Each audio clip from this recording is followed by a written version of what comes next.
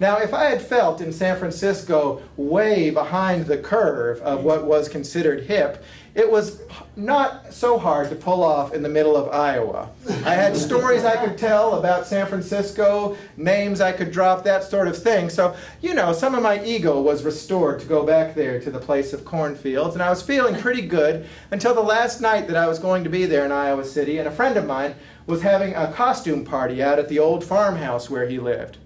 Well, of course, I hadn't brought a costume with me. I hadn't really known about this. So I took myself off to Joann's Fabric and got an armful of fake fur, fake brown fur, some red yarn, and some of those crochet circles, those plastic things that, with the grid on it, and decided that I was going to make myself a rabbit suit. Feet to head, complete full-on rabbit. And so I did. I sewed together this thick brown fur. I made myself a head that was made out of an unbound wire clothes hanger that I made for the armature of the head and the ears, and wrapped fur around that and made this beautiful rabbit suit. The eyes were made of these huge beaming crochet circles with blue magic markers and styrofoam for the buck teeth. I had a great time at that costume party, and I'm not sure exactly how it got started, but somehow through the course of that night the rumor rose up that not only was I going to be a rabbit at this costume party, but the next day, if people showed up, I would be getting on the Greyhound bus dressed as a rabbit to travel all the way back to San Francisco. I don't know about you, but when I found myself in this kind of situation, being celebrated and slapped on the back for this daring do that I was purportedly going to attempt, I wasn't sure exactly how to back out of it.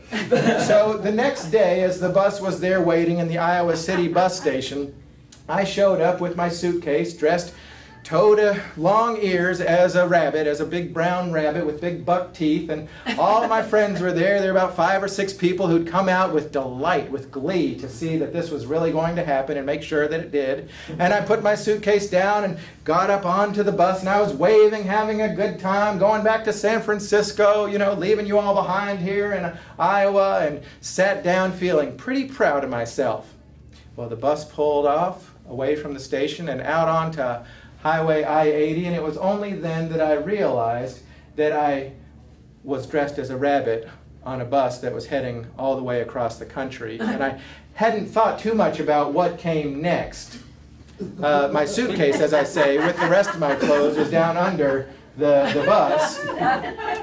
And at Des Moines, or perhaps even Omaha, I could have easily gotten out, taken the clothes, and changed into another outfit, more civilian attire, but I realized that I had a dilemma, and this was, would I rather be the guy who was dressed like a rabbit, or would I rather be the guy who used to be dressed like a rabbit? Because I had made up this understanding for myself that rabbits don't speak, right? I mean, everyone knows that. Rabbits don't speak. But if I was the guy who used to be dressed like a rabbit, I would draw all kinds of attention and questions and comments and be sort of drawn into speculations about my character that I just didn't want to welcome right then. And so it's probably the rare reason that would have you dressed as a rabbit in public for reasons of shyness. But in fact, this was what kept me dressed as a rabbit. I just didn't want to talk about it.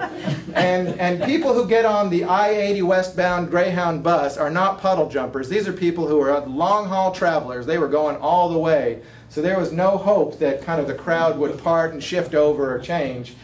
These were my people, and this was how it was going to be. This was an interesting psychology experiment I quickly discovered, because there are those, upon seeing someone dressed as a rabbit, who will approach you with a forlorn look in their eyes and wrap you up in a deep, long, and meaningful hug, whose power is of unknown provenance. These were people who had been needing comfort for an awfully long time. And so with my thick rabbit fur gloves, I would pat them on the back, sort of looking around. And then there are others, of course, who upon seeing someone dressed as a rabbit, see it as an invitation to a fight. And so there were these who would come up and get right into my face, right up near my big styrofoam buck teeth, wondering who exactly did I think I was, and what was this all about. And because rabbits don't talk, I was not able to answer them ever, but instead could just sort of hop from foot to foot and hope to sort of lighten up the situation, de-escalate a little bit until I could somehow extricate myself from the conflict.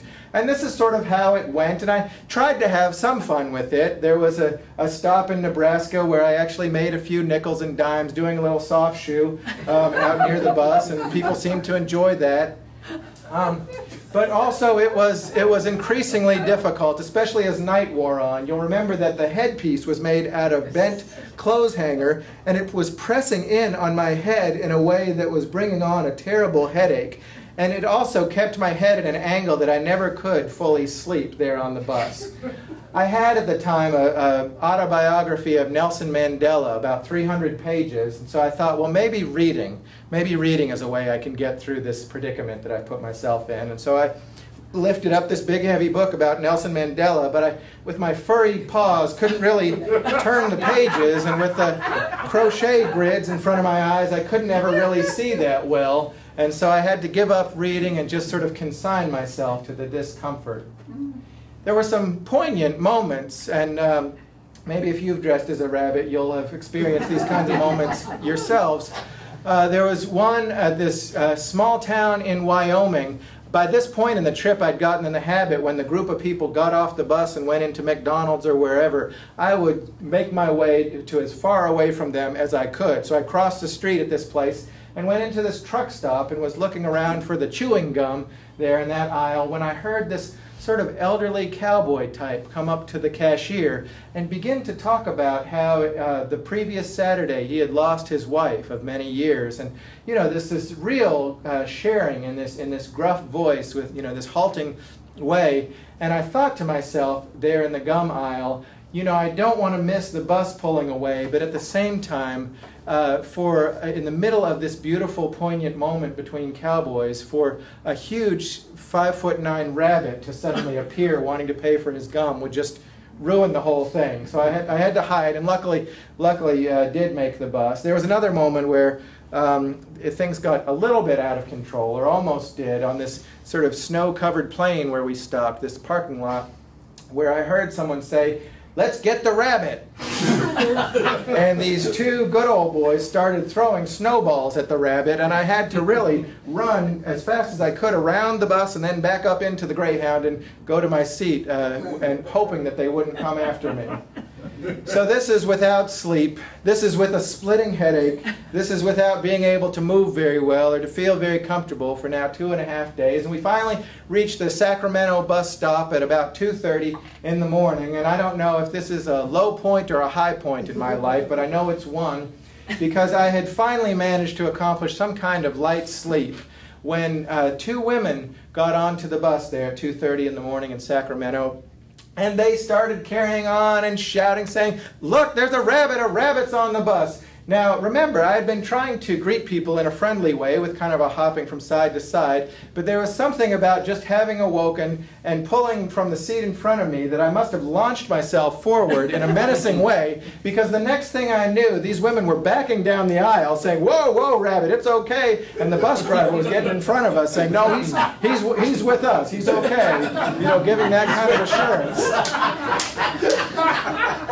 It was early morning when we got to the San Francisco bus stop finally, and I got off bedraggled, my suit, my costume soiled more than it had been when I'd gotten on, and began walking my way with my suitcase up Market Street in downtown San Francisco against the tide of business people dressed in crisp business attire, walking in the other direction, sort of parting the sea, all the way back to the Mission District, where I shook the truck chain, asking to be let back in, and was allowed back into this old crumbling down mansion. And the dogs came snarling up to greet me, and the bail bondsman and the firefighter were there, and I realized that at long last I was truly at home.